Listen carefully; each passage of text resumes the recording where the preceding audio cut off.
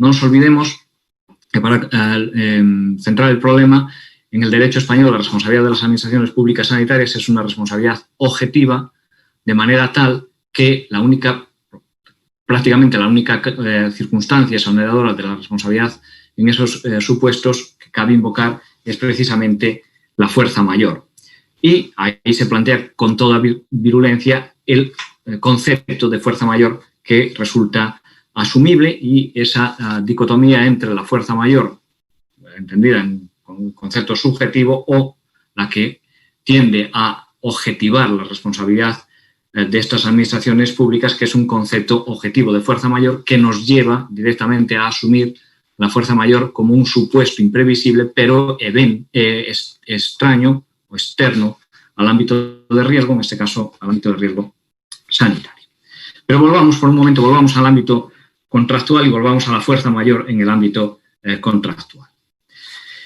También aquí en nuestro Código Civil, en nuestro decimonónico Código Civil, y esto es una circunstancia que debemos de tener presente, se confunde, o el Código Civil da un tratamiento similar al caso fortuito y a la fuerza mayor. Un artículo del 1105 que determina que fuera de los casos expresamente mencionados en la ley,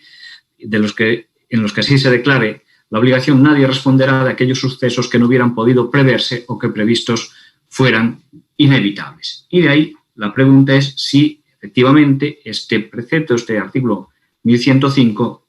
es aplicable a los supuestos de incumplimiento contractual derivados de COVID-19. Es decir, si en un supuesto en el que no es posible el cumplimiento de la obligación, se puede exonerar al deudor de esa obligación de cumplimiento. La respuesta es evidente, que tanto en casos calificables como caso fortuito o fuerza mayor, sí se libera, sí se exonera de esa obligación de cumplimiento. Y en otros casos, en los que simplemente haya una imposibilidad temporal de cumplimiento, esa obligación puede suspenderse, esa prestación puede suspenderse en su ejecución temporal. Pero además, la fuerza mayor tiene como segunda consecuencia que el deudor que no ha cumplido por una causa imputable o un supuesto de fuerza mayor no responde de los daños que ese incumplimiento material le cause a su acreedor. Y también hay que tener en cuenta que además, en esos supuestos, en las relaciones contractuales de naturaleza sinalagmática, el incumplimiento aún inimputable del deudor determina también que a la otra parte de la relación contractual se le exonere de su cumplimiento. ¿Qué ocurre con la fuerza mayor en el caso de COVID-19? Bueno, primera cuestión, es posible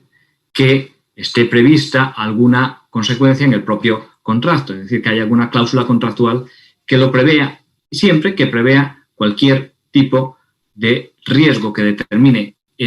la imposibilidad de cumplimiento del contrato, y en ese caso, si es una cláusula que abarca cualquier tipo de riesgo, también será susumible aquí los riesgos de incumplimiento derivados o generados por el COVID-19. En estos supuestos aplicaríamos, lógicamente, esa cláusula contractual y las consecuencias que ello tuviera. Pero habrá supuestos en los que no haya una previsión de ese tipo, que no haya una previsión general de una cláusula contractual que limite cualquier riesgo, y simplemente se diga que en determinados casos de fuerza mayor, esa concurrencia de la fuerza mayor liberará al deudor de su obligación de cumplimiento de la prestación. Y es ahí cuando surge la pregunta de si efectivamente la contingencia generada por el COVID-19 es calificable como un supuesto de fuerza mayor. Obviamente será calificable, y la pregunta tendrá una respuesta afirmativa en aquellos casos en los que efectivamente la prestación haya resultado imposible porque el deudor haya resultado afectado por el COVID-19. Pensemos en el caso de obligaciones contractuales que sean de carácter personalísimo, por ejemplo, casos de arrendamiento de servicios o determinadas prestaciones profesionales, o algunas que sean realizadas por quien tenga la condición jurídica de un profesional autónomo. Obviamente, si ha resultado afectado por el COVID-19, afectado, quiero decir, en su salud, lógicamente no estará obligado a ese cumplimiento ni tampoco a una responsabilidad derivada de su incumplimiento contractual. Un segundo caso que indudablemente es calificado, susceptible de ser calificado como fuerza mayor, es aquello que clásicamente, tradicionalmente, llamamos el factum principis, en aquellos casos en los que haya una medida gubernamental que imponga la imposibilidad de cumplir con esa prestación. Al principio